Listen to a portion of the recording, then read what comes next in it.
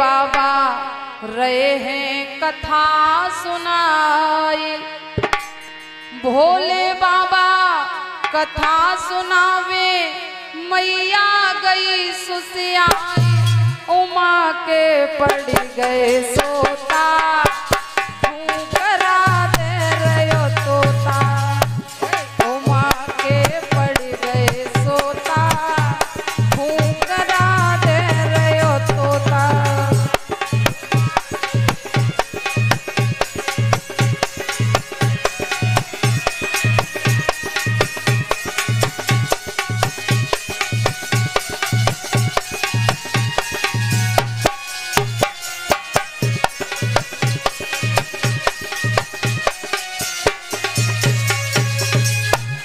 तोते का ऐसा स्वभाव होता है, किसी शब्द का उच्चारण अगर बार बार सुन ले तो वो खुद दोहराने लगता है। जब मैया निद्रा रानी की गोद में चली गई तो तोता विचार करने लगा, कहीं ऐसा न हो इतनी आनंदमयी इतनी सुंदर कथा प्रभु बंद कर दे। तो तोता स्वयं भूकरा देने लगा। हुआ क्या? अमर गुफा ते भोले बाबा रहे हैं कथा सुना। भोले बाबा कथा सुनावे मैया गई सुसियाई। उमा के तो पड़ गए सोता भूकरा दे रयो तोता।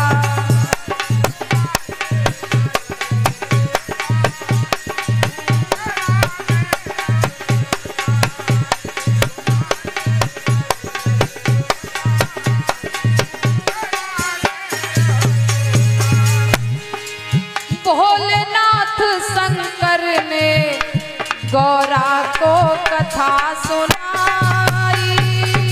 भोलेनाथ शंकर ने गौरा को कथा सुनाई।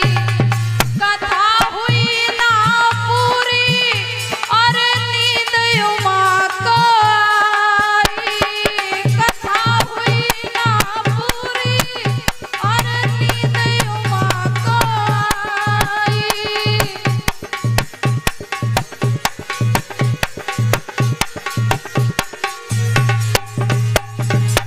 भोलेनाथ जी समझ न पाए, भोलेनाथ जी समझ न पाए तोता की हुंकार। उमा के तो पड़ गए सोता भूकरा दे रहा तोता।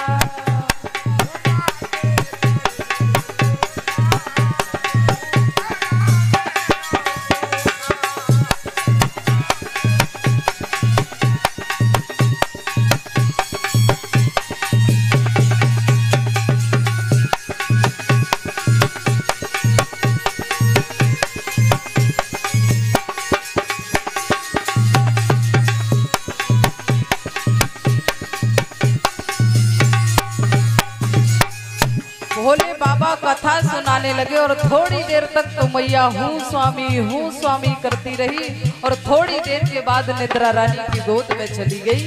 इधर तोते का बालक हुंकरा दे रहा है। जब कथा पूरी हो गई तो जैसे ही भोले बाबा ने कहा बोली बाल कृष्ण लाल की जयकारा बोला, वैसे ही मैया की निद्रा टूटी और मैया ने जैसे ही नींद खुली तो देखा कि मैं तो सो गई थी। और मैया बोली जब नींद से गौरा जागी अफसोस हुआ है भारी। नींद से गौरा जागी अफसोस हुआ है भारी। हाथ जोड़ कर बोली प्रभु लग गई आँख हमारी।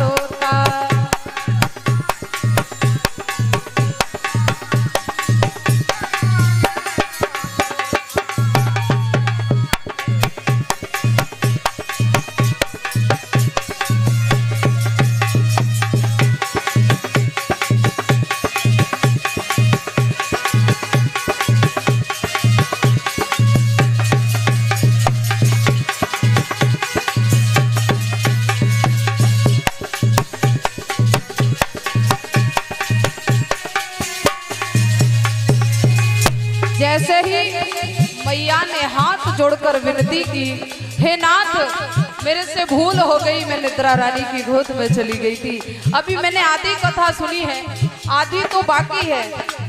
अब मैं ऐसी कोई गलती नहीं करूंगी, आप दोबारा से कथा सुनाएं। भोले बाबा कहने लगे वो बात तो ठीक है, अगर तुम निद्रा रानी की गोद में थी तो इतनी देर से हुंकरा कौन दे रहा था? बोले हैं फिर कहने लगे शंकर जी ये कथा सुनी है किसने? कहने लगे शंकर जी ये कथा सुनी है, जिंदा ना छोड़ूंगा ये दिया हुक्रा जिसने।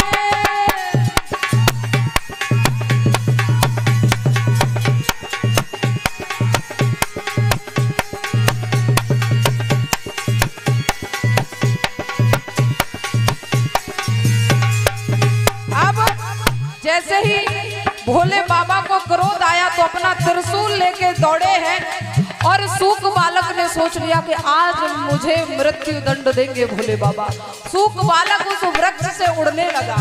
जब उस सूक बालक उड़ा तो भोले बाबा उसका पीछा करने लगे और हुआ क्या? आगे आगे तोता दौड़े, आगे आगे तोता दौड़े, पीछे से त्रिपुरारी उमा के तो पड़ गए सोता, हुक्रा दे रहा तोता।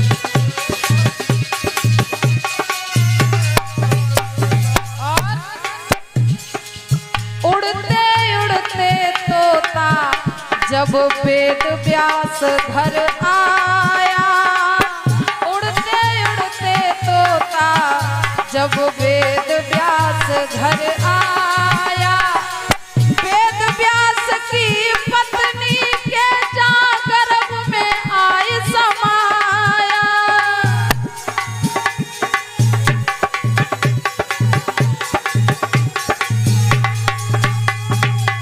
वेद व्यास की पत्नी के वो गर्भ में जाए समाया।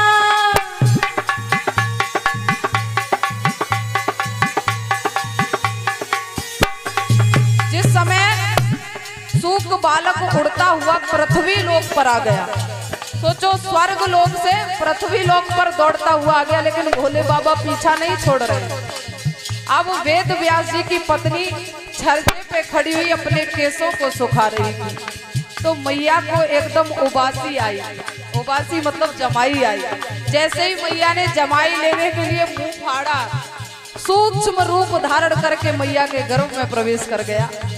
इधर भोले बाबा दौड़े दौड़े वेद व्यास जी के दरवाजे पर पहुंचे। व्यास जी ने देखते ही प्रणाम किया। वारे धन धन भोले भंडारी। प्रणाम करके बोले नाथ एक बात बताओ, पूरी जिंदगी आपका भजन करने में बीत गई, पहली बार दर्शन दिया वो भी इतने क्रोधित, क्या हुआ महाराज? बोले व्यास जी हमारे कैलाश पर्वत से एक चोर तुम्हारे घर में घुस गया। व्यास जी हंसने लगे। बारे बाबा कैलाश पर्वत पे कौन डबल बेड कूलर पंखा फ्रिज टीवी है सो वो चुरा लाया? अगर भांग धतूरा खाने की वस्तु चोरी कर ली तो मृत्यु दंड? बोले नहीं, उसने अमर कथा चोरी से सुन ली है। व्यास जी फिर से हंसे। बारे नाथ तुम दुनिया को उजाला दिखाते लेकिन खुद कैसे अंधकार में हो? जब उसने अमर कथा सुन ली फिर तो वो अमर हो गया, अब आप कैसे मार सकते? भोले बाबा ने विचार किया, बात तो सही कह रहे हैं। भोले बाबा आज निराश होकर कैलाश पर्वत पे लौटे हैं और वो सुखदेव भोले बाबा के डर के मारे गर्भ से बाहर नहीं आ रहे। जब मैया को बहुत ज्यादा परेशानी हुई तो मैया ने अपने गुरु के सामने खड़े होकर प्रार्थना की, नाथ कोई उपाय बताओ। फिर अनन्य भांति से स्तुतियां की गई। तब 14 साल बाद सुखदेव अपनी मैया के गर्भ से बाहर आए। बोले आप भोले बाबा आपको नहीं मारेंगे, आप बाहर आ जाए। बड़ी मुश्किल से बाहर आए और देखिए तोते का बालक था तो इसलिए नाम पड़ा सुख